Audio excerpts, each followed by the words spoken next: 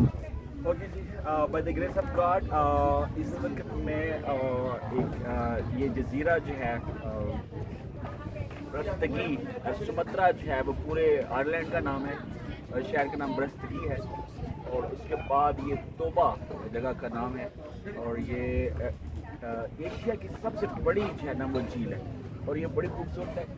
और इसकी स्पेशलिटी ये है कि मौसम यहाँ पर जो है ना वो इसी तरह ही गर्म ही रहता है, सर्दी यहाँ पे नहीं होती आल्दो ये माउंटेन है।